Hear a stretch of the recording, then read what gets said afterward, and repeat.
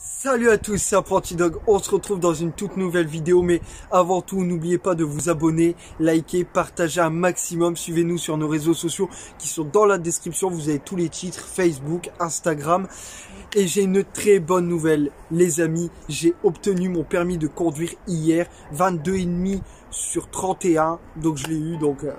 rassurez-vous, on va dire que j'ai déjà conduit, on m'a passé le volant et tout ça, donc j'ai déjà été conduire. Là, je recherche tranquillement la voiture. Très bonne nouvelle, je suis vraiment trop content parce que c'est une nouvelle étape. Dès que j'aurai la voiture et toute la paperasse et tout qui sera réglé,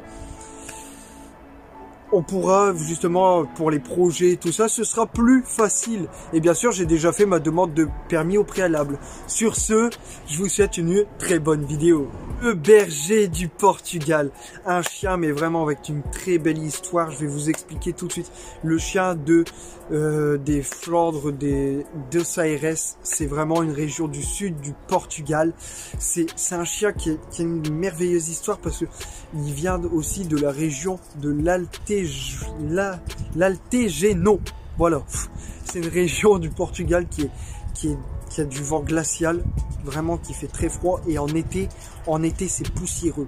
Donc c'est un chien qui au 19e siècle a été fait par des croisements pour les puissants seigneurs qui on va dire convoitaient les bergers des Pyrénées et tout, qui étaient plutôt européens, comme la France et tout ça, et qui voyaient que les autres seigneurs avaient des chiens comme ça, des bergers des Pyrénées et tout ça. Donc par convoitise, ils ont décidé de faire des mélanges avec un berger de Brie et d'autres races, qui a donné le berger du Portugal.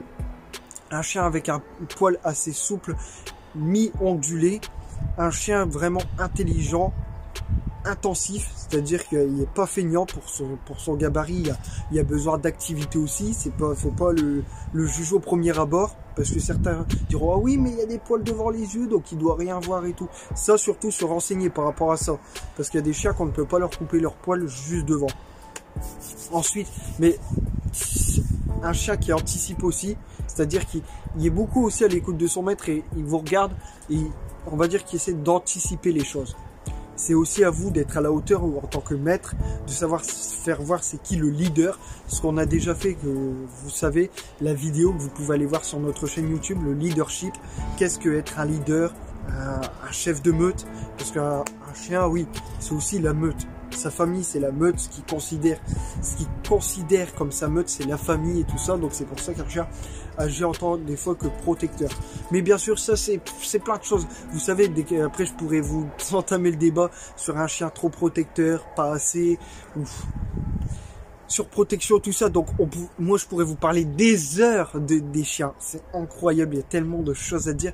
Et c'est pour ça que j'aimerais un jour rencontrer des abonnés ou quoi, ou des gens passionnés avec qui je pourrais parler pendant longtemps. Donc sur ce, si vous avez aimé la vidéo et tout ça, et je ne sais pas si vous voyez Jump. Oui, vous le voyez. Donc voilà, je tenais à vous le faire voir. N'oubliez pas de vous abonner, liker, partager. Suivez-nous sur nos réseaux sociaux Facebook Apprenti Dog et Instagram DB-YTB. A plus.